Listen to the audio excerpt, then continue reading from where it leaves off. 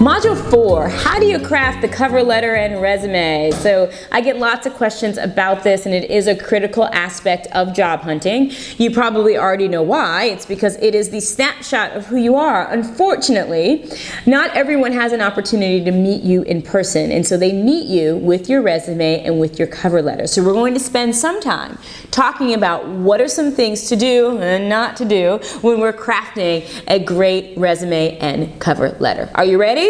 Okay, get your notes out here. You might even want to take some time to get your resume out or your cover letter that you are currently using so you can have a checklist and do some substantive editing and also some line editing of your resume. So here are a couple of things to think about.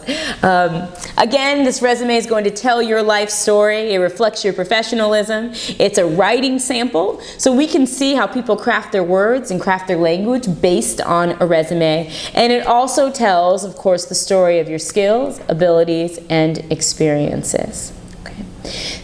For those of you that haven't had the opportunity to develop skills, abilities, and experiences, these other things, the writing sample, the formatting, the accuracy of your resume become even more important, because as you're going into an entry-level position, most of those organizations understand you may not have a long job history, but they're really looking at your ability to communicate what you have done and how do you format that. That becomes even more important for those with less experience. All right, so a couple of different things that you should be thinking about when building a resume. So there's some basic formats. There's the essential information. You know this, folks, but we're just going to repeat it just to give a checklist. You should have your full name. You should have your contact information. You should have your email address right there on the top. It's a really annoying thing. I have hired people in the past, and if you look at a great resume and you can't figure out how to contact them, not a good look. So you want to definitely look at that. The next thing is you want to there are a couple different styles and you can make your choice. There's chronological, so it's going in order of your experiences. And then there's also a combination style resume, which actually looks at your skill sets and identifies the experiences within those skill sets. Now let me give you a little background on this from HR managers. The HR managers that I've spoken to, they prefer the chronological resume because they can very clearly see where you've worked, what you've done, and when you did it, so they can understand the relevance. I love the combination resume, but I think particularly for those that are in middle management positions as well as starting off in your career, identifying into skill sets can actually make your resume a little bit confusing, and many HR managers have communicated to me that that type of resume is a little bit cumbersome for them to review. So the chronological might be your best bet if you're at a stage of just starting off, getting a new job, or going into middle management. Really important. Executive leaders, the combination style potentially could be something that will support you over time. All right, so here is your checklist for success. Go ahead and look at that checklist. This is the time to bring out that good old resume. Have you done these things? Let's take a look. Does it contain your contact information? Does it present your work history in an easy to understand manner? Does it give a summary of your educational experience and the institutions that you've attended, the degrees that you've earned? Do you list other experiences that might contribute to your success? Right, so have there been some things outside of work that show some level of professionalism or competence that might contribute to your success? Do you have your qualifications in a clear and organized way? And lastly, you can provide the names of references if needed. I'm going to give you a little bit of a different strategy on that. You can leave off, and we'll talk about this later, the comment references provided upon request. That's become a little outdated over time. Some people may disagree with me, but I find it to be, everyone puts that. We know that you will provide references if we request it. Again, in the cover letter is a great opportunity. If someone referred you to the opportunity, you can include that in the cover letter, not on the resume. It tends not to be the best place to put that referral. All right. Once you have the content down and it's in chronological order, the next step is to make sure that your resume is visually impressive. So here's some things for you to think about. You got the resume out still? Okay, take a good look at it. Does it look professional? What is your answer? Try to have an objective view of that. Let's talk about those things. Your resume needs to stand out by being typo-free. So that means you are going for 0 typos, not 1, not 2, but 0 is the goal. Make sure that the resume is visually impressive. So what that means is that there should be blocks, the bullets should be nicely lined, your font should be consistent, you shouldn't have a lot of paragraphs and things moving around. You should look at it and say, wow, that is a work of art. It is a resume that is beautifully organized and nicely formatted. One way to make sure that you are typo-free is to read each line out loud. As opposed to self-correcting as you're reading out loud, you will catch mistakes if you read it out loud. So read it out loud to someone else, and then maybe have another friend or accountability partner read your resume to you. That will support in identifying potential typos. And lastly, once again, you want to look and say, is it clean? Is it sharp? We don't send resumes in the mail anymore. You send it via email, so you want to make sure that you have a wonderful document. If you're sending it directly to someone through email and not through a website where you're applying online and uploading a document, upload a PDF file if possible. The PDF will make sure that you have a captured picture of your resume, and it'll also support making sure the formatting isn't off. Formatting is a big deal. So again, there are many different things to consider with the formatting. If you're going online in LinkedIn or applying through a website or a job site, you want to make sure that that formatting is going to transfer over and it looks really good. Okay? Really important there.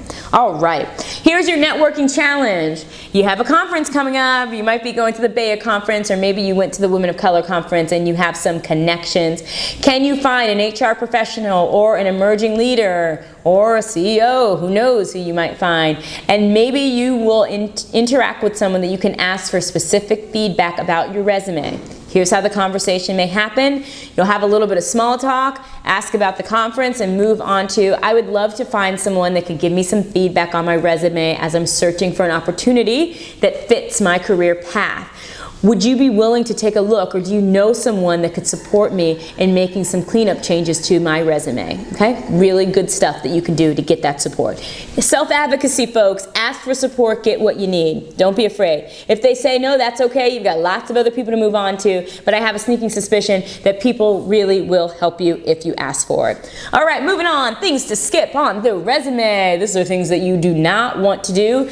Again, you want to use your judgment as we talk about these things, because for resume gurus, for HR professionals, there are some, I would say, disagreements about what to put on the resume and what not to put on the resume. Don't want to confuse you, but these are my tips for you that I think are pretty stable and work. If there's something on here that I think is on the fence, I'll let you know. So here we go. Try to skip a meaningless objective. Sometimes in the beginning we say, I've seen people just use words like, I want to be a creative leader that works in an organization that's fun. That doesn't say as much, so you might want to have your objective be connected to the job request or the job posting. Really important. Do not include a photo. That's very important. Many HR professionals are like, why do people include photos? I think that there certainly are also some rules about not being able to review a resume if a photo is included. Can't quote me on that, but don't include a photo. Extra pages. If you're just coming out of school, if you're graduating, your resume should be about 1 to 2 pages. For those of you that might be listening to this that are executives, or for those of you that are professors in universities that might happen to listen to this, that rule does not apply to you. However, you certainly want to go over your resume to make sure relevant experience is there. No more than 10 years. Again, for professors in academia, there's some flexibility there. However, the number of pages does matter. Important. No fancy designs, no funny blocking, no hearts, no flowers, no strange colors. Leave it all out. Just keep it clean and keep it simple. Really important. That actually is the way to show your professionalism. Leave off your salary requirements or a subjective statement. So you may want to say on your resume, I'm a fantastic communicator. That's a subjective statement because you probably do think you're a fantastic communicator. You may say something like you supported an organization in improving the way that they communicate and manage a process. So very specifically the impact of that communication, as opposed to just giving yourself compliments. But right now you can give yourself a compliment. Just take a moment and say, what do you do well? We can do that in this space, but leave it off the resume. Wonderful. Lastly, no salary requirements in the resume. That's something you definitely want to have a conversation about. Don't say references available upon request, a little bit trite, leave that off. No paragraphs, it is bullet time. Yes, it's bullet time. We want to have bullets on our resume, not paragraphs. Very, very important. And lastly, if you are coming out of high school and framing your resume, high school activities are okay. If you're coming out of college, high school activities, leave them out. Any middle management moving above that, no more high school activities. It's all about college and forward. You may already know that, but these are some things that I've actually seen on resumes that were not as effective. All right, you got those things? If you missed something, go ahead and rewind and take a look at your slides. We are rocking here, folks. You've got some good strategies to get the job that is your best fit opportunity. All right, now that you have your resume hopefully straight, and you've asked for support on that, you have your checklist, you're going to move on to your cover letter. What do you want to talk about in your cover letter? Well, a couple of things to keep in mind. You want to be brief and to the point. You want to definitely show connection to the job skills. So this is your opportunity not to just repeat what happened on your resume, but to share something else. So something about your experience, how you interpret your resume to connect to what they're asking for. Do not be afraid to use language specifically from the job description. It actually shows that you have thought about what they do, and it's an opportunity to show that you understand what the organization is asking and looking for. So really important there. Remember again that this is a sample of your business writing, so there should be probably no more than a half a page to a page. Lovely paragraphs that are nicely blocked, right? Beautiful grammar. If you have an issue or some challenge with writing, this is a great opportunity. You want to put your best foot forward. Who in your network is a good writer? Who in your network can look over it for you and give you some suggestions? Let me give you a few tips on getting suggestions. 2 things you want to ask people for: content editing and line editing. So you might have someone that knows about your industry that can actually edit how you interpret your skills and the skills that the job is asking for. You may have someone that has no idea about what you do, but maybe they were an English major, maybe they just are great with grammar. That person, you will say, don't worry about the content for now, but can you check the grammar specifically? So when you're asking others for feedback, don't do something like, go ahead, can you look at this and tell me what you think? Nope, nope, nope. You say, can you specifically look at this to tell me where I can change my sentence structure? Can you specifically look at this to give me feedback on the way that I talk about technology and how it fits into this particular job description? So very specific about what you need from people is key. And again, the whole point of the cover letter is so that you can communicate what you understand about the job and how your skills fit into the job. Okay, really important. All right, a couple more tips for the cover letter. You've got 3 different types of cover letters that you will be writing in your 30 days. Let's look at number 1, your application cover letter. So that means you have a job description, a resume that's going to be submitted, and a cover letter that goes with that resume. That is where you craft it so that the cover letter talks about how your resume fits in. You also may have a perspective cover letter. So that means you are looking at a job prospect. You're not applying, but you're inquiring about job opportunities, and you're also asking companies that you may not be sure if they have a position open. So that's that cover letter that says, good afternoon, this is who I am. I'd like to learn more about your organization and opportunities that you have for this particular skill set that you share. Really important. And then lastly, you also have networking cover letters. So this is when you're requesting information or assistance. So you may have a cover letter that you send to someone in your network where you're asking for opportunities, some advice, some feedback on how you can gain access to more job leads. Really, really important. All right, so that is your cover letter, 3 different types. Think about what type of cover letter am I writing, what makes sense to put in there, and go ahead and have someone take a look and review that cover letter. Really important. Once again, a couple of things to include. You probably already know this, but you want to have your contact information in there, your employer's content. Go online and take a look at sample cover letters. Go online and take a look at what a really nice business letter looks like. You are in the land of information, folks, and so you can find a template online that will support you in formatting the cover letter that will get you your best fit opportunity. Very important. All right, so just a couple of things to think about in the cover letter. We won't go over this too much because you're going to find a sample that matches what you need, but you definitely want to have your salutation. With that, don't use the person's first name unless you have a very strong relationship with them. You want to use Mr. or Mrs.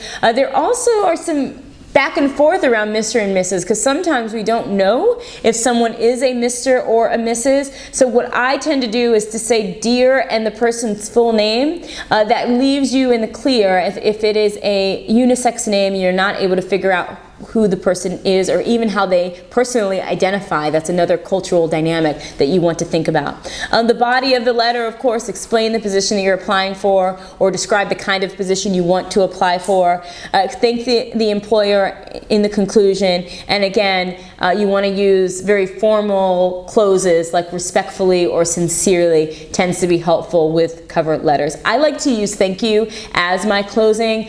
Some people have a different perspective on that, but something that you can do as you're moving forward with your cover letter. All right, final thing, a couple of wrap up cover letter tips for you that are going to support you and your best fit opportunity. Let's keep focused. We're doing this in our 30 days. I know you're ready. I know you're ready. So don't simply repeat what's on your resume. Indicate that you're interested in the company. Be brief, half page, full page, no more than that. Really, really important. Showcase your skills. Tell them what you're able to do, what's something that the resume really doesn't capture. Make sure your grammar and spelling are perfect. Perfect. Spell check and grammar check is not always the best bet. You need some sentence structure help there. Get it? You want to appear confident but not boastful, so check the tone. Enthusiasm, and again, in the cover letter is a great opportunity to mention someone that is making a referral. All right, so you've got your SMART goals, you've got your 30-day plan, you're looking at your resume, you're getting your cover letter together. We are rocking, folks. Come on back, we've got a couple more modules, some job strategy skills. You're gonna get that job. By the time we're done with you, you're gonna be in a job that you love and you feel excited about and satisfied about. Am I making you a promise? Darn right I am. Make that promise to yourself. Let's start again in just a few moments.